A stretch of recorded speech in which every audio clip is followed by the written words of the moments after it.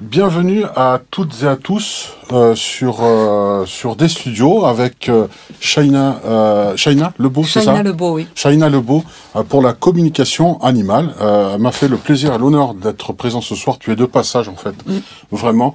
Donc, vous voyez, ça commence tard, entre guillemets, hein, presque 9h moins 10, au lieu de regarder la 3000e épisode des experts Miami où vous intéressez à la communication animale. Bah, je crois que le choix est vite fait. Hein. On va parler plutôt de communication animale. Je suis vraiment fier et content de le faire parce que c'est un sujet qui me tient à cœur par rapport au fait que la communication animale paraît presque magique, paraît comme un pouvoir télépathique. On va en parler, on va essayer de dénouer tout ça avec Shaina pour voir ce qu'il en est dans la pratique, hein, puisque tu pratiques la communication animale depuis combien de temps, Shaina? Depuis toujours. Depuis toujours. Depuis Alors, toujours. c'est un don. C'est pas un don. C'est pas un don. Non. Alors. C'est pas un don et en fait tout le monde peut se reconnecter à la télépathie puisqu'on l'a tous à la naissance. Et on l'a simplement perdu petit à petit à force d'être conditionné dès la naissance avec les parents, l'environnement, l'école. Et puis petit à petit, il y a notre mental qui prend de plus en plus de place, donc notre cerveau gauche, au détriment de notre cerveau droit. Et on perd tout ce qui est relation à la télépathie, à la nature et puis plein d'autres choses. Pour moi, il n'y a pas d'êtres humains qui ont de dons. Y compris le magnétisme, tout ce qu'on a dans les mains, on l'a tous. C'est en le pratiquant qu'on le développe à nouveau. Et je pense que c'est important de rester très humble par rapport à ça. Donc non, désolé, j'ai pas de don. Il n'y a pas de don. Mais par contre, c'est vrai que de parler de télépathie, on rentre tout de suite dans quelque chose qui n'est pas, dans notre société actuelle, vraiment accepté. La télépathie, c'est encore tabou. Hein. C'est un peu un gros mot. Oui. Et pourtant, pour toi, ça paraît naturel. C'est quelque chose qu'on ne se sert pas et qu'on aurait atrophié, d'une certaine façon. Alors tout le monde l'utilise. Sans Tout le monde savoir. l'utilise sans le savoir, de D'accord. manière involontaire. Et c'est l'exemple qu'on peut prendre en disant maman ou chérie, j'allais t'appeler. Et en fait, j'étais en train de composer ton numéro. Enfin, composer ton numéro, Les on ne sait plus, mais synchronicités, j'allais t'appeler. Et c'est de la télépathie. D'accord. Donc on envoie des messages en permanence qui sont captés, mais comme on n'y prête pas attention, on dit c'est le hasard. Hein, on dit c'est comme on dit une synchronicité, on va dire. Synchronicité. Et donc on le fait de façon involontaire tout le temps. Et le jour où on dit je vais communiquer avec tel animal, mais là c'est volontaire, tout d'un coup l'être humain va se mettre, pardon, j'ai touché quelque chose. Non, je t'en prie. Va se mettre à douter et à se dire je ne suis pas capable. Et c'est comme ça qu'on bloque. Donc pendant la première journée du stage d'initiation que je propose, c'est là où on va retirer justement tous ces petits blocages, on va reconnecter les êtres humains à la télépathie, faire des exercices pour savoir comment ils fonctionnent en mode télépathique, et une fois qu'ils sont reconnectés, qu'ils savent comment ils fonctionnent, tout le monde a accès à nouveau à ce mode télépathique. Donc c'est quelque chose qui est inné, c'est quelque chose avec lequel on est comme nos 5 doigts de la main. On a aussi cette faculté télépathique, tous. Oui. Alors c'est déjà une bonne nouvelle, mais ce qui veut dire qu'on est en train de se priver d'un organe de communication qui est interne, on va dire. Et là, du coup, ça fait des siècles qu'on le dénigre. Est-ce que tu penses sincèrement que ça a été voulu, ça? Ou c'est juste la société qui a fait que... Non, c'est une évolution dans le temps qui fait que, en fait, on a attribué beaucoup plus d'importance à tout ce qui était scientifique. La télépathie est scientifique. Hein. Aussi, je vais expliquer simplement ce que c'est, et ça reste très scientifique. Aujourd'hui, on a de plus en plus de personnes qui s'y intéressent pour l'expliquer d'une manière beaucoup plus approfondie. Je pense sincèrement que c'est pas utile. Pour moi, en expliquant tout ça, on alimente le mental. Par contre, la télépathie, c'est quoi? On va comme poser les choses. On a un émetteur, on a un récepteur. L'émetteur va envoyer une information sous forme de pensée. Alors sous forme avec nos sens, tout simplement. Et le récepteur va recevoir cette information avec ses sens et son fonctionnement à lui. L'avantage, c'est qu'on a tous les mêmes sens. Par exemple, si tu m'envoies une image ou tu l'envoies à un animal, lui va la recevoir parce qu'il va être ouvert par rapport à ta demande et il va te répondre. C'est juste ça. On n'a pas besoin d'avoir un casque sur la tête ou de faire comme dans La Belle Verte, de mettre les pieds dans l'eau et de faire des... Oui, je vois la référence. On connaît bien. Donc, en fait, c'est un mode de communication extrasensorielle qui va être beaucoup plus profond puisqu'on ne va pas utiliser de mots. Et que les mots ont leurs limites parce qu'il y a des choses qu'on ne peut pas dire. Et quand on communique avec l'animal, il y a des choses qu'on n'arrive pas à traduire parce qu'on est là, oui, mais comment? Je ne sais pas, moi. Et puis, il y a le ressenti aussi, bien sûr.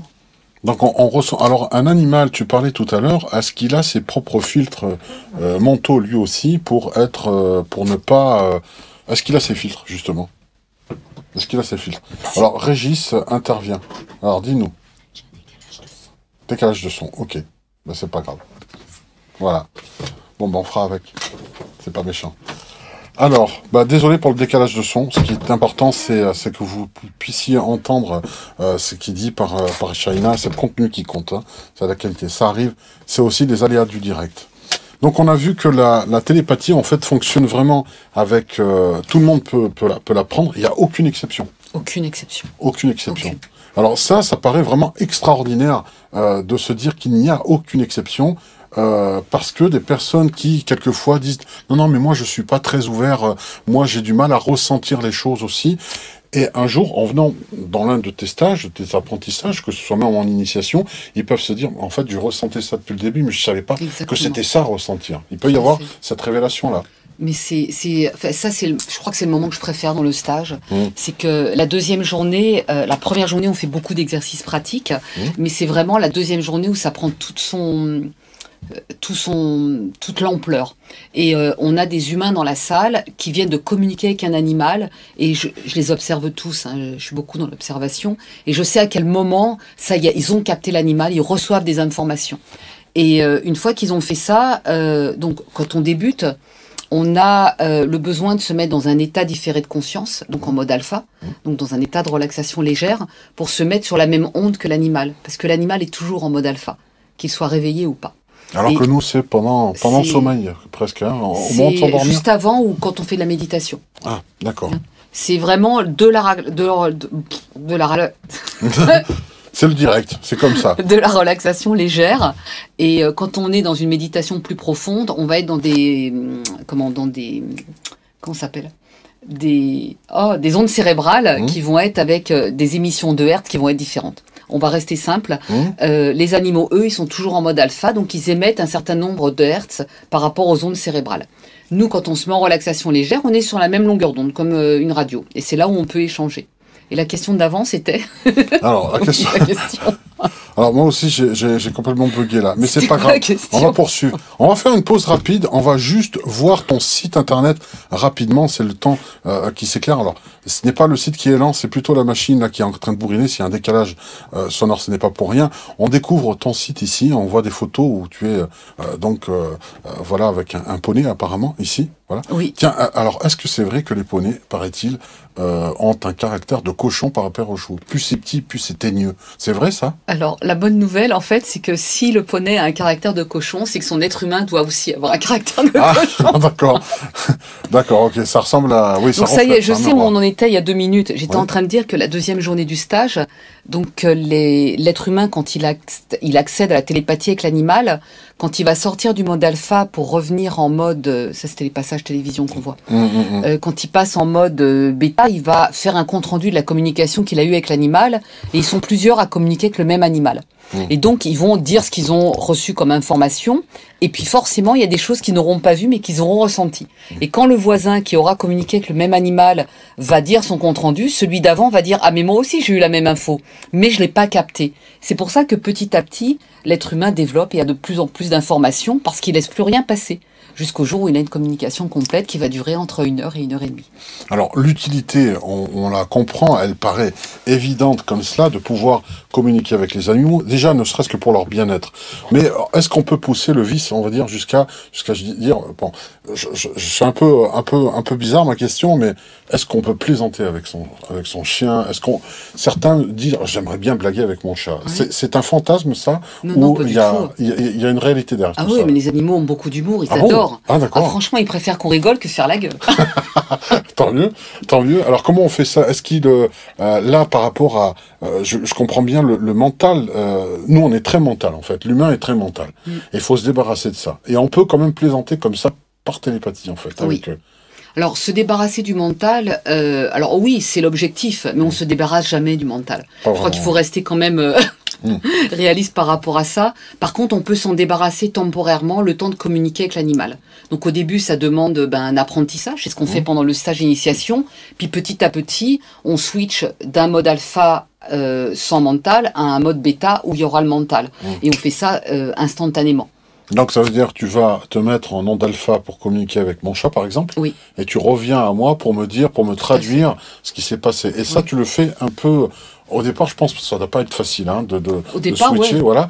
Et ensuite, après, bah, c'est comme pour apprendre à marcher, quoi, hein. exactement, Ça devient un réflexe. tout à Et fait. la locomotion vient automatiquement. On est d'accord. Alors, du coup, est-ce que à ce moment-là, c'est une demande que l'on fait? On demande d'abord l'autorisation à l'animal, on est d'accord. Oui, puis il y a S'il veut l'être pas. humain qui vit avec lui aussi. D'accord. Mm. Mais une fois que la communication est établie, moi je viens à un de tes stages par exemple pour apprendre à communiquer avec mon chat spécifiquement. J'ai un but. C'est normal, je crois Bien que sûr. voilà. Est-ce qu'à un moment donné, c'est moi qui vais rentrer en communication avec lui, mais est-ce qu'il va se passer une bidirectionnalité à un moment donné où c'est lui qui par moment comme ça va décider de dire oh tiens il faut qu'on cause là. Il y a un truc qui C'est va ça. pas pour la gamelle là. Ça va se passer ça? Oui, après le stage, tu rentres chez toi et tu vas pouvoir croiser ton chat et lui va te dire oh oh. Ah d'accord. Et alors, ce qui est amusant, c'est que effectivement, on peut en plaisanter parce que quand on n'a pas été en communication avec un animal, on pense qu'il va nous parler uniquement des petites choses de la vie en général, ce qui est le cas, mais pas Mmh. que. Il va être aussi très intrusif dans la vie de l'être humain. Il Mmh. va nous raconter des choses qu'on n'a pas forcément envie d'entendre sur le moment. Ah Il va alors même nous suggérer des choses. c'est quoi par exemple? Alors, il va par exemple te dire bah, ta relation. Je vais te raconter une histoire, ce sera plus Ah simple. là bah vas-y, ouais, le J'adore cette contexte. histoire en plus. Contextualiser la chose. C'est l'histoire d'un chat avec lequel j'étais en communication et il était en train de m'expliquer que la relation de l'humaine avec un homme n'était pas épanouissante pour elle, que ça la mettait dans des situations qui étaient pas ok pour elle. Mm. Et donc je reviens vers l'humaine et je lui dis bah voilà ce qu'est en train de me dire Félix. Et elle me dit ok je le vois plus ce monsieur donc vous pouvez le lui dire. Donc je retourne vers Félix et il me dit mais pas du tout. Elle l'a vu hier soir. Donc je retourne vers l'humaine et l'humaine me dit effectivement mais comment est-ce qu'il peut le savoir puisqu'il n'était pas là, on n'est pas venu chez moi. Mm. Et l'animal a accès à nos émotions, nos pensées en permanence, où qu'on soit. On n'a pas besoin d'être en face de lui. Il a Ah, donc, accès à nous par télépathie, il sait ce que l'on fait tout le temps. d'accord, donc il n'a pas besoin d'être présent et de voir la scène. Il Du peut tout. juste la voir à travers nos yeux, presque, je dirais. En fait, il est en contact reliance. télépathique avec nous, en reliance en permanence, donc il reçoit des informations de nous. Par contre, à un moment donné, ils ont besoin qu'on leur dise les choses par télépathie. Pourquoi? Parce que nous, dans notre cerveau, c'est un bazar monstre. On est capable en une seconde de dire quelque chose et son contraire est de redire ce qu'on avait dit avant et etc. Mhm. Donc eux, à un moment donné, ils ont besoin qu'on leur dise clairement ce qu'on a pris, par exemple, une décision. J'ai décidé de quitter le garçon, mais voilà, c'est clair et c'est net. Et c'est pas demain matin, je change d'avis. Mhm. Et si on change d'avis, on le redit. Mhm. Hein, ils vont pas nous Il juger. faut à chaque fois clarifier. Il faut toujours clarifier. Ils seront jamais dans le jugement avec nous. Par contre, ils nous suggèrent des choses et ils nous expliquent pourquoi. Ah, alors là, je suis vraiment curieux de Et oui, savoir. ça va jusque là. Ça va jusque Ça va là. jusque-là. Qu'est-ce Oui. qu'ils peuvent nous suggérer? De déménager, par exemple. Ah, carrément. Parce que l'endroit où on est, il y a eu une histoire précédente qui est pas. Que eux perçoivent, mais que nous, on voit pas. Ils perçoivent tout. Ah, ils perçoivent tout. Mm. D'accord.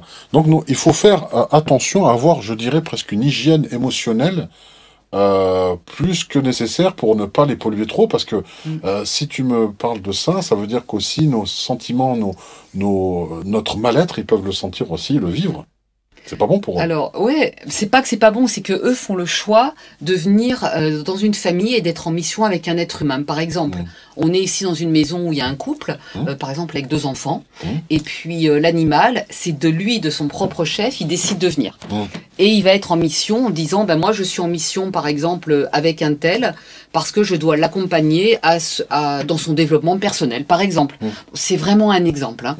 Et ensuite, dans l'interaction qu'il va avoir avec son être humain, il va développer, si l'être humain ne comprend pas certaines choses, des comportements inadaptés. Et si l'être humain ne comprend pas, il peut aller aussi faire pipi dans ses chaussures, il peut aussi monter, faire des choses qui vont être surprenantes, parce qu'il veut interpeller l'être humain. D'accord. Alors là, tu conseilles quoi quand on a une chatte qui n'arrête pas de pisser, et spécifiquement pas que pour marquer le territoire ou autre, c'est qu'il y a un souci. Et là, il faut consulter une communicante en animalière, là, pour le coup. En fait, le but, c'est de demander à l'animal pourquoi est-ce qu'il a développé ce comportement qui est qualifié d'inadapté. Qu'est-ce qui se joue? Pourquoi? En fait, la communication animale, si on résume, c'est juste demander l'avis de l'animal en permanence. Et quand on a son avis, on sait ce qu'il pense, on peut discuter avec lui, on peut trouver des solutions ensemble, on peut aussi négocier. L'animal ne va pas nous demander des choses qui sont irréalisables. Il va uniquement nous demander des choses qui sont parfaitement faciles à mettre en place. Sauf que l'être humain, lui, il voit cette vision-là. Et une fois qu'on aura discuté tous ensemble, l'être humain va pouvoir avoir une autre possibilité.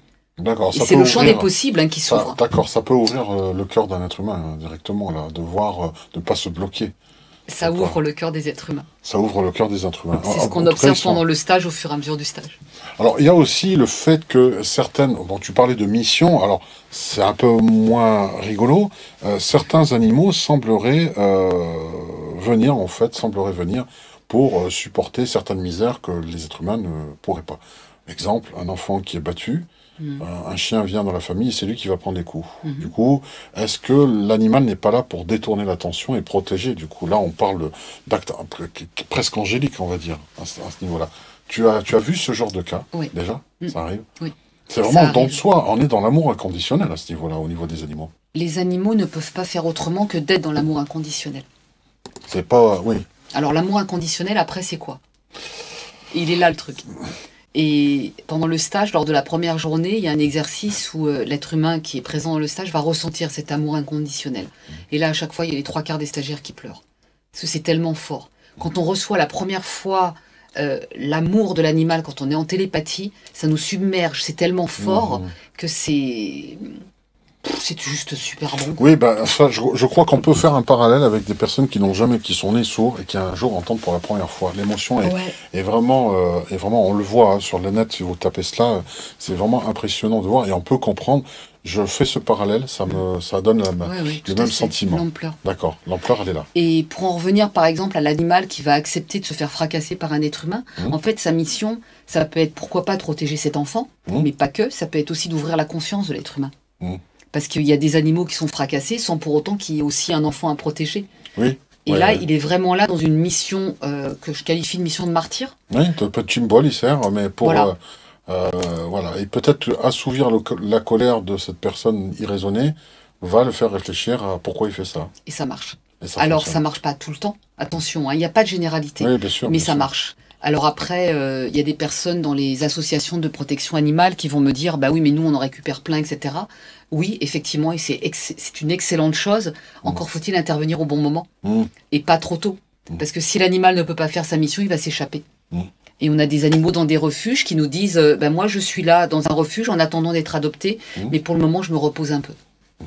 Alors, on peut parler aussi de la fin de vie, ça c'est quelque chose, on sait bien qu'on ne survit pas à nos animaux. À ce moment-là, quel rapport ont les animaux avec leur disparition, pardon. Est-ce qu'ils ont conscience de leur propre finitude, ou finalement la mort est juste pour eux une autoroute, ils perdent leur ticket, mais ils continuent après?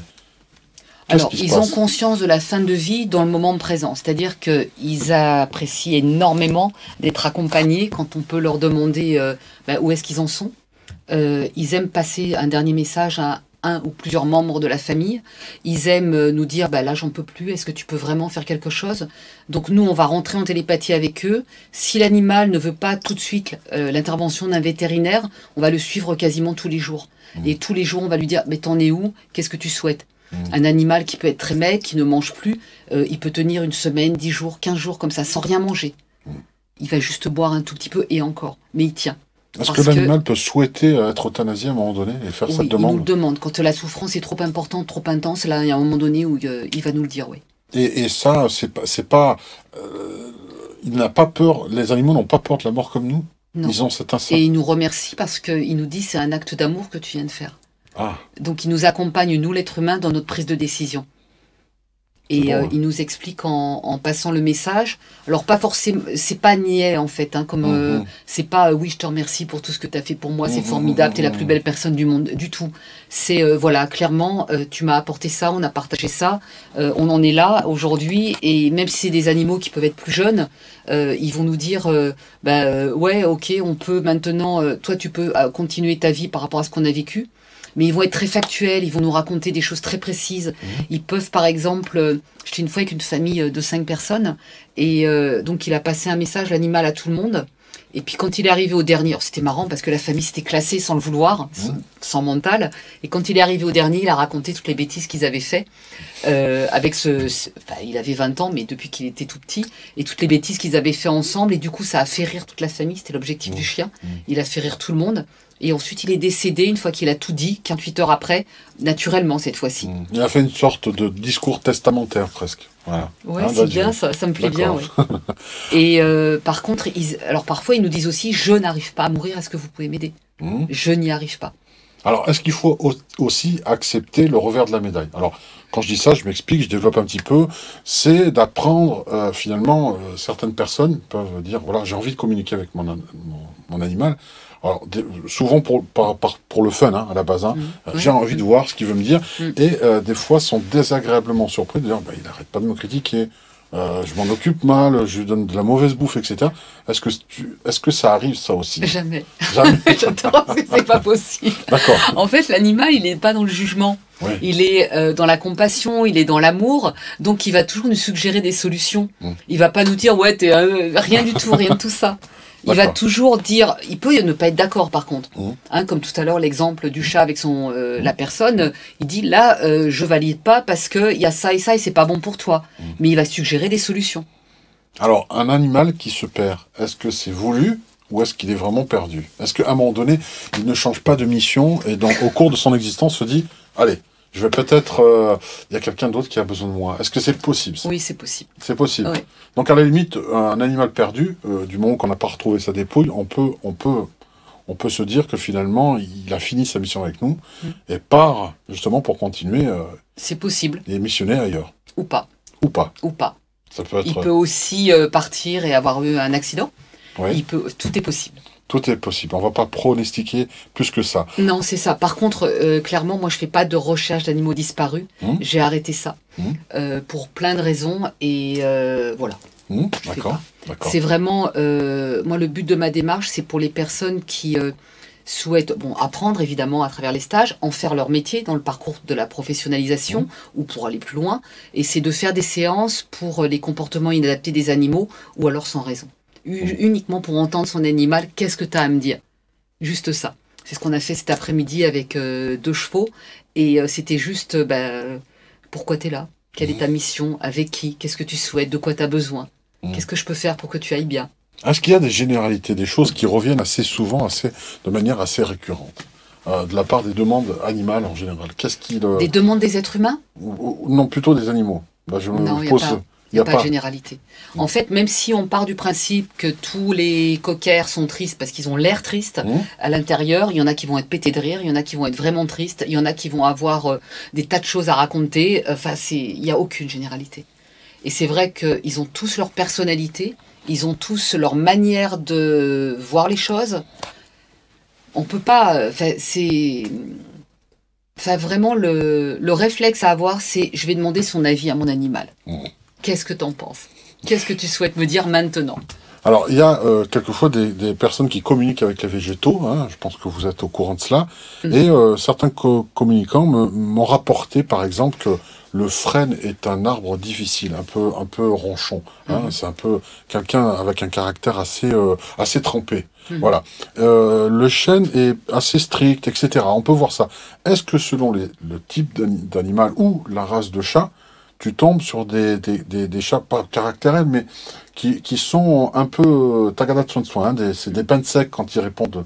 Ah ouais, on se fait engueuler, on prend cher. L'animal peut très bien arriver en disant mais qu'est-ce que tu veux mais est-ce que tu me comprends vraiment prouve-le-moi. Est-ce qu'il y a des races plus prédestinées à ce genre de comportement que d'autres? Est-ce que tu as fait une corrélation en disant que voilà, les chats angora par exemple sont assez hautains, hein, par exemple? Non, il n'y a pas ça. Vraiment pas. Voilà. Vraiment. Ouais. C'est pas une question de race, c'est une question de personnalité. Oui. Et puis unique à chacun. Ils sont tous uniques. Ils ont vraiment leur personnalité et l'animal est vraiment le miroir de l'homme. Donc ça veut dire que, étant donné qu'il y a plein d'êtres humains qui sont très différents, il y a autant d'animaux qui sont très différents. Donc là, on parle des animaux domestiques. Après, quand on parle d'animaux sauvages, on va avoir une relation qui va être très différente et qui va être, soit l'animal sauvage va donner des messages personnels, puisqu'il a accès aussi à l'inconscient de l'être humain, soit il va donner des messages pour l'humanité. Par contre, le trait commun entre les deux, c'est qu'ils ne vont jamais se plaindre. Ils vont jamais dire, ouais, les humains, avec tous vos sacs plastiques dans la mer, etc. Ça ne marche pas, ça. Ils vont toujours nous suggérer des choses à mettre en place. Ils vont pas nous, comment on dit, nous massacrer dans leurs propos. C'est en corrélation avec leur amour inconditionnel. Sinon, ce ne serait pas très cohérent. Exactement. Voilà, c'est ça le but. Alors justement, au niveau, tu parles de cette différence avec les animaux sauvages, ok, mais là, si on reste dans le domestique, ok, chat, chien, est-ce que tous les animaux, quelles sont les limites? Alors quand je dis ça, je construis vraiment, parce que j'ai du mal à construire là, je trouve ça tellement extraordinaire déjà de pouvoir parler avec nos boules d'amour, que j'en suis vraiment, ça m'émeut en fait. Et ce qui se passe, c'est que où est la limite de la communication animale? C'est-à-dire jusqu'au plus petit, par exemple le chinchilla, l'hamster par exemple, est-ce qu'on peut? Oui. On peut communiquer avec tous les animaux sans exception. Il y a le moustique qui est franchement pas évident à capter. Oui, les insectes aussi. Voilà, les insectes, j'ai du mal. En fait, par exemple, on a un bourdon qui arrive, on va lui demander de quitter la pièce, donc on va s'adresser à lui, et on va lui dire de quoi tu as besoin pour quitter la pièce, pourquoi tu es là. Et le bourdon va nous répondre et on va pouvoir trouver une solution ensemble.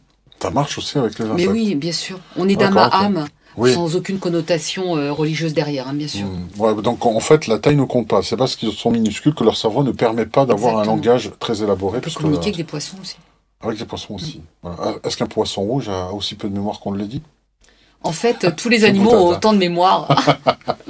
C'est ça qui est intéressant aussi, c'est de retirer toutes les croyances qu'on a sur les animaux. Oui, on a des limitations qu'on se met nous-mêmes. Qui sont dues aussi à l'inconscient collectif et à l'histoire de l'humanité. Hein. Et puis de l'histoire nationale aussi, puisqu'on a des croyances dans chaque pays qui sont différentes.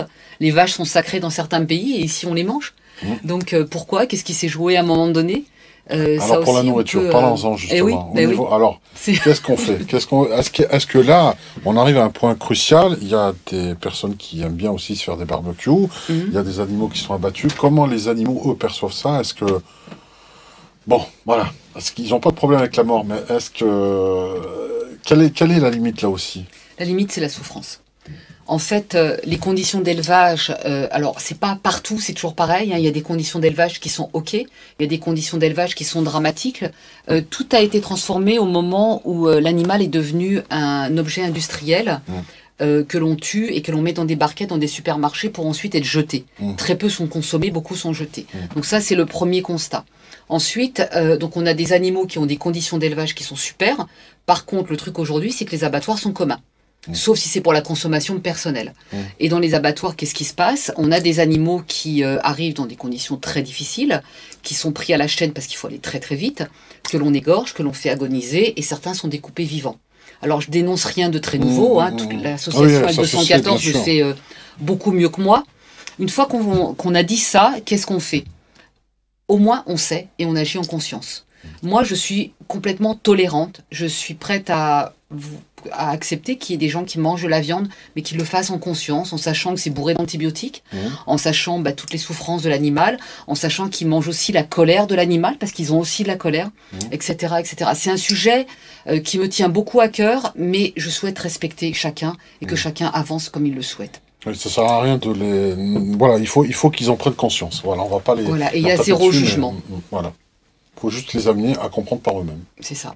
C'est vraiment ce qui se passe. Après, on est vraiment... Donc, ça se développe de plus en plus. Il y a de plus en plus de personnes végétariennes. Et on nous dit, moi, j'ai vraiment envie d'être végétarien, mais je ne sais pas comment faire. Je ne sais pas comment cuisiner.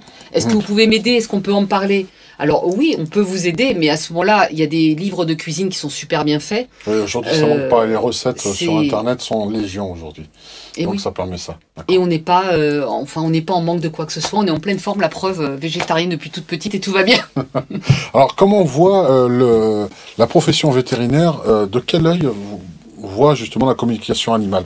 Est-ce qu'ils vont commencer enfin à l'intégrer comme un outil qui permet des diagnostics plus facilités et puis rassurants aussi pour l'animal? Ça commence à changer les mentalités de ce côté-là? Complètement. On a beaucoup de vétérinaires qui viennent en stage, qui se forment. Bonne nouvelle. Oui, c'est une super bonne nouvelle et on a des très belles ouvertures, des discussions très intéressantes. Et après, comment le concrétiser au quotidien? Après, c'est eux qui le voient dans le cadre de leur cabinet. Je pense que le plus intéressant, c'est d'avoir un communicateur animalier qui travaille avec un vétérinaire au départ. On peut pas le faire avec tout le monde parce que... Alors, moi, je ne sais pas comment travaillent d'autres communicateurs animaliers.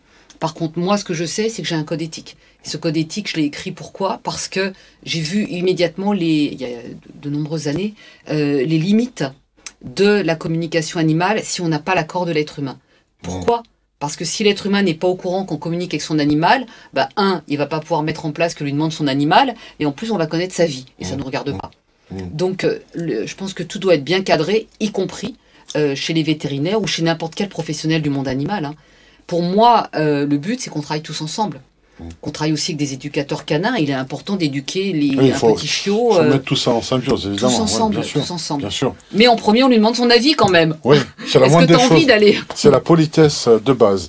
Alors, quelque chose de particulier que tu as dit tout à l'heure, c'est pas tombé dans l'oreille d'un sourd. J'ai pas perdu le fil et je me dis, j'ai gardé ça peut-être pour presque la fin. Alors, tu parles qu'il a accès à des informations de son maître. Est-ce qu'il a mon chat, par exemple, a des informations avant que je l'ai adopté?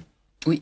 Voilà. Et c'est là où c'est curieux, on parle déjà on est dans le transgénérationnel presque là. Est-ce qu'on fait une constellation familiale avec son animal, d'une certaine façon? Tout à fait. C'est cela? C'est presque ça. D'accord. Alors l'animal a accès à l'inconscient. Donc nous, notre inconscient, il est capable de desservir tout qui on est depuis toujours.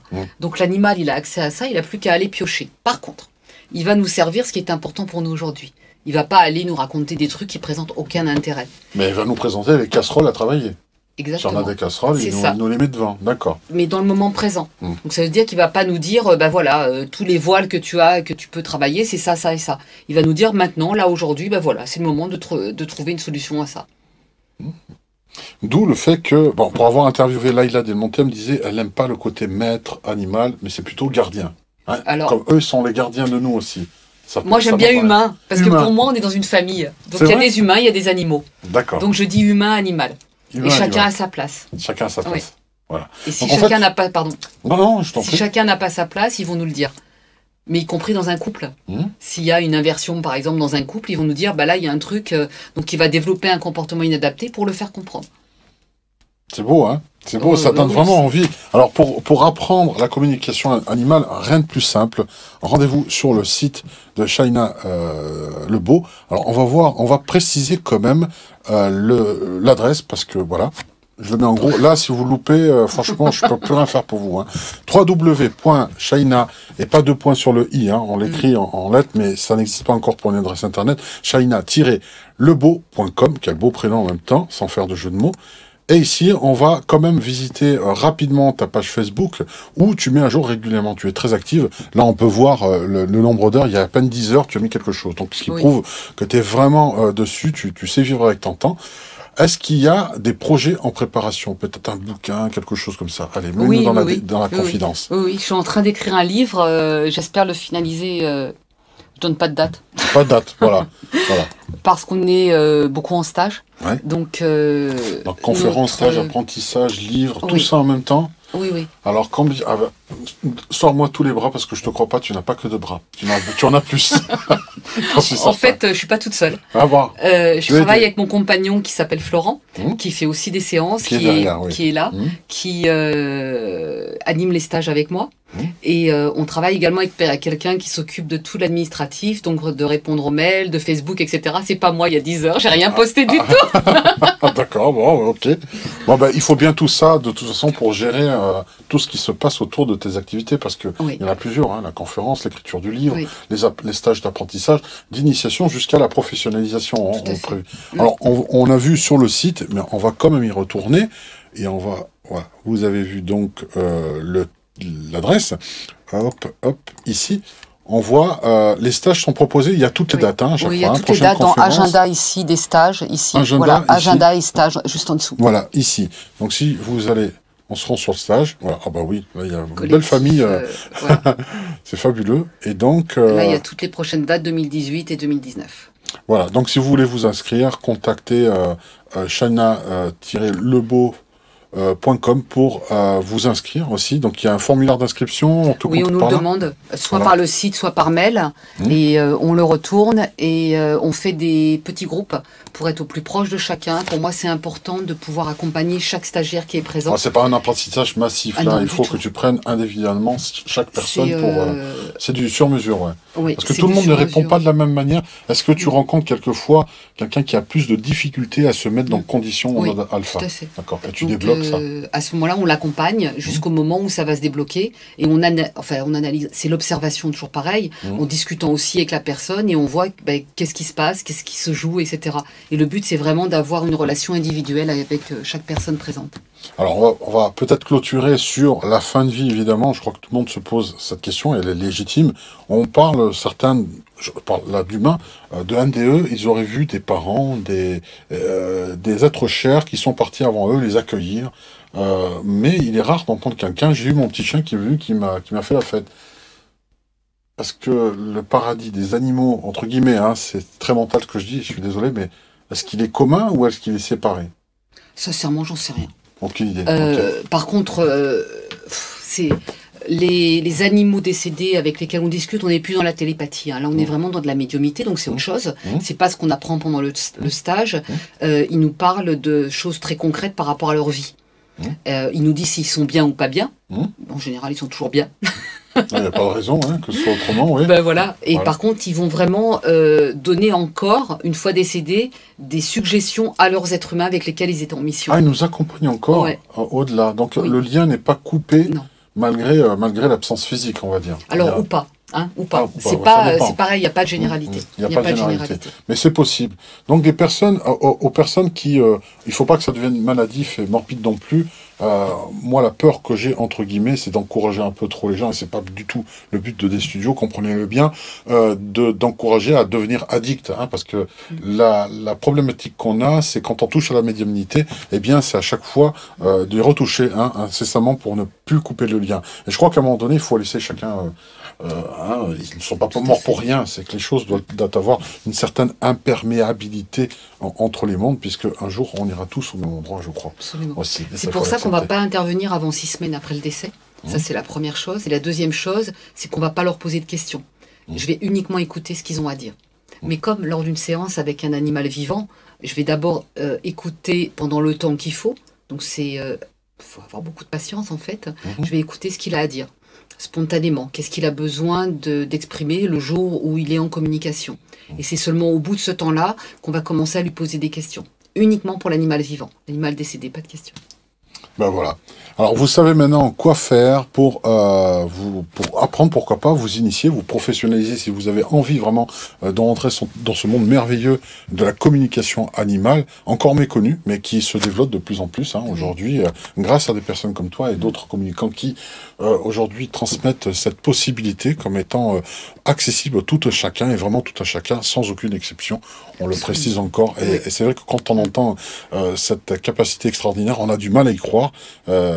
On a l'impression de regarder un film de Marvel, sauf que là c'est en vrai, et ce sont de véritables pouvoirs, mais tu fais bien de le préciser, ce ne sont pas des super pouvoirs, c'est inné, c'est juste qu'on l'utilise souvent sans le savoir. Il faut juste voilà, cadrer tout ça. Cadrer, se reconnecter, et je tiens vraiment à préciser que alors le stage que je propose, en fait, il est issu de l'observation de ce que je faisais moi, sans savoir comment je faisais, donc j'ai mis 1 an pour l'écrire. Et ensuite, c'est aussi important d'être accompagné de façon progressive. C'est pour ça que cette première journée de stage, les personnes nous en parlent à la fin, en disant cette première journée, elle est essentielle pour ne pas rentrer directement dans le vif du sujet, parce que c'est pas si simple de se reconnecter. On se reconnecte pas comme ça en disant je me connecte. Ça se fait petit à petit. Ouais, tout se réapprend, c'est comme ça. Exactement. C'est un peu comme un joueur de guitare qui joue trop bien et qu'on lui demande de décomposer ce qu'il sait naturellement faire, et il sait plus jouer. C'est un peu ce qui t'est arrivé, il fallait redécomposer comment apprendre ce que tu faisais toi naturellement. C'est un peu ce qui s'est passé. Voilà, j'espère que vous avez apprécié. N'hésitez pas à visiter le site et à aimer la page de Shaina, le beau, pour en savoir plus, de vous rendre sur le site internet www.shaina-lebeau.com pour vous rendre et puis prendre des renseignements pour les prochains stages et pourquoi pas prochaines conférences. Je crois que tout un chacun. Là, c'est un sujet, je pense, qui fait consensus pour une fois. Ne peut pas ne pas être d'accord d'aimer nos animaux car ils nous aiment vraiment de manière très inconditionnelle. Ça, on n'a aucun doute là-dessus. Voilà. Je vous dis sur ce, bonne soirée à vous tous. Merci d'être passés. Merci infiniment. Beaucoup. Merci vraiment, à toi. Merci. parce que c'est un superbe cadeau. C'est inespéré. J'avais lancé ça dans l'univers et c'est carrément Shaina Lobo qui est venue chez moi. Hein, si ça, c'est pas beau. La loi de l'attraction a bien fonctionné. Merci beaucoup. Bonne soirée à vous tous. Au revoir.